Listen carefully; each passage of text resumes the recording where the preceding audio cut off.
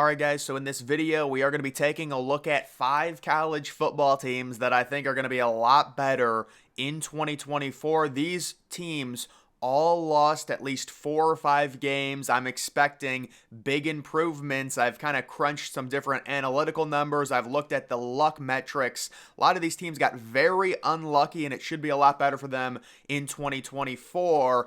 Beginning with, I would say, the number one team on this list, it's got to be Boise State. Now, Boise State did fire their head coach mid-season. Their interim, which was their defensive coordinator, is now going to officially be their head coach, and you can see exactly why. They start off the season 0-2. They lose to Memphis. They fall to 2-3. They fall to 3-4, losing a heartbreaker to Colorado State. The loss to Fresno State is tough, but look at the end of the season. They started pummeling teams, New Mexico, Utah State. They beat Air Force, and then they win the Mountain West Conference Championship 44-20 over an upstart UNLV team. This Boise State team should be returning their quarterback, who's only a sophomore.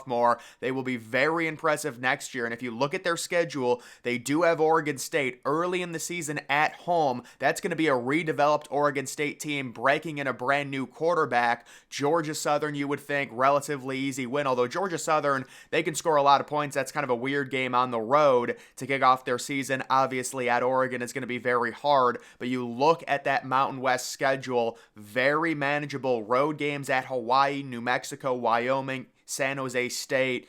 This could be a team that could be the first playoff representative that gets the auto bid, because we're getting the 12-team playoff next year and one group of 5 team has to make it. It could be Boise State, even though they were only 8-5 this year. We'll see how they finish out in their bowl game against UCLA. I have a feeling they're going to do very well in that game. Right now sitting almost as a pick'em, but expect Boise State with the blue field, with the home field advantage, to be a lot better next year. They've been one of the best college football programs since entering FBS in terms of win percentage. Boise State should be really good. They're on my list. The next team, it is TCU. And TCU, I will say they are very polarizing. A lot of people loved them last year kind of as a Cinderella. They get destroyed by Georgia. People were still kind of high on them. I remember the narrative going into this year was, you're disrespecting TCU, because I didn't think they were a top 25 team. I thought they were a 6-6, 7-5 team. Guys, believe it or not, this is going to sound crazy. TCU was actually better than I thought they were going to be, even though the casual people say, oh, they were 5-7. How can you say that? They missed a bowl game. They were one of the most unlucky teams this year. The analytics have them as a top 35 team. A lot of very close losses, and they're in the Big 12, who is losing both Texas and Oklahoma. TCU will rebound last year. This year, in terms of just being unlucky, it was pretty fluky. They very easily could have won 8 games this season. Based on their analytics, they probably should have had a similar year to Kansas State. So right now, TCU is a lot better than they looked this year, and next year I am expecting a significant regression to the positive mean and expecting them to be a lot better. Also, TCU, they do have the built-in advantage of recruiting in the state of Texas. They normally are able to attract some lower tier 3 stars that kind of sneak through the cracks, as well as possibly the transfer portal. They're still going to be able to utilize the idea that they made the national title just a year ago in their transfer portal effort, and I would expect them to be a lot better next year, just based off of terrible luck this season. The number 3 team that I think is going to be a lot better, it is UCF. So UCF right now is sitting at 6-6, but they had a really nice close to their season. Unfortunately, their QB Plumlee, I believe he does not have another year of eligibility. Maybe I should check that, though. He's on his 5th year right now. Who knows nowadays, because he is a good quarterback. The big issue with UCF this year, he got injured early in the season, missed multiple games. UCF did destroy Oklahoma State at home, a ranked team, 45-3. This program has significant potential, and you're in a Big 12 conference next year with no top dog. I see an 8-4, maybe even 9-3 type season from UCF, possibly even contending for a Big 12 conference championship and the auto bid that comes along with it. I don't think the Big 12 is going to get 2 teams in the 12-team playoff next year. Just looking at it right now, that conference doesn't seem very strong, but it is still possible depending on how things play out. Either way, UCF in that conference, very manageable, very winnable. They're a team from the state of Florida. Looking at a stadium renovation right now, they're going to be able to attract recruits, and I think UCF's going to be a lot better next year. The next team, the number 4 team that I think is going to be much improved next season, it is Virginia Tech. This is another team right now that is sitting at 6-6 going into their bowl game. You can take a look at their season schedule. Started off really bad. They started off 1-3. They replaced their quarterback with a dual threat, and they've been a lot better, and their offensive output has been staggering.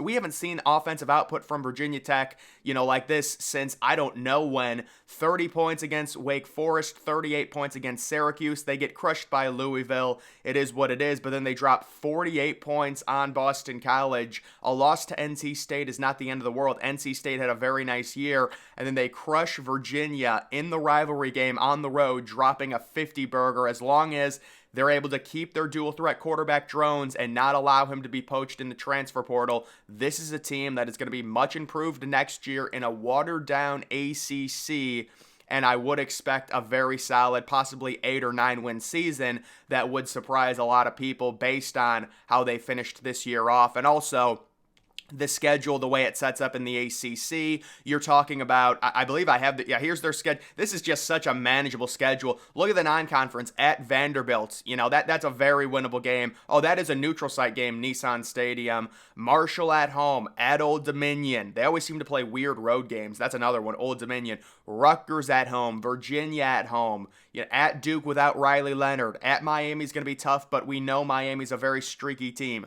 At Stanford, at Syracuse, versus BC, you get Clemson at home, you get Georgia Tech at home. That's a schedule where you could see Virginia Tech possibly appearing in the ACC championship, minimum 8 or 9 wins, which would be a 2 or 3 win improvement from this season. So they are my number 4 team. And then I am going to give an honorable mention. So I was going to include USC in this list because it's crazy. USC goes 7-5. They've got great talent. It was a fluke. They're replacing Alex Grinch, one of the worst, actually probably considered the worst defensive coordinator in all of college football. Surely they're going to utilize the transfer portal with all of their boosters. They're going to get better players. Lincoln Riley's going to have his young 5-star quarterback Malachi Nelson. Maybe they'll get a top transfer portal QB like Dylan Gabriel. But guys, the issue with USC is the schedule situation. They have an extremely hard schedule next year, so I really cannot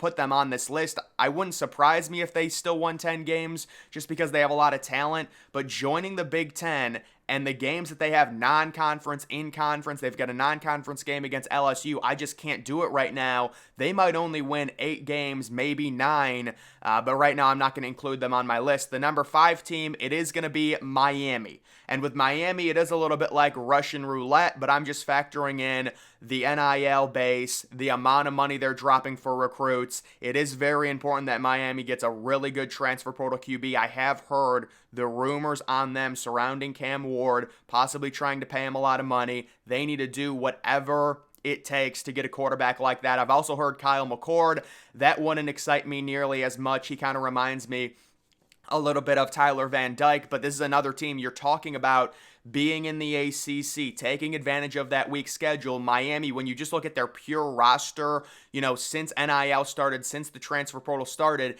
this is one of the top 3 most talented rosters in the ACC. There is no excuse this team should be going 7-5. They're basically the Texas A&M of the ACC in terms of their utilization of NIL, their inability to produce results with the talent that they attract through NIL. It's a big issue, but I am thinking Miami at some point is going to put it together. They're going to pay for a good quarterback. They're going to at least, improve on that 7-5 record with a 9 or a 10 win season, maybe even appearing in the ACC championship. Florida State right now, we'll see. I do think their 13-0 record is a little bit fluky. They won a bunch of close games. They had like a 6-year QB in Jordan Travis. They're going to have to replace him through the portal. Clemson, I'm a little bit higher on. I mean, you could argue that Clemson should be on this list as well, considering how they finished the season. You could even argue they should be the ACC team I should put on here instead of Miami, because they did have the number 1 overall defense in college football. If you look at the analytics, their offense wasn't that good.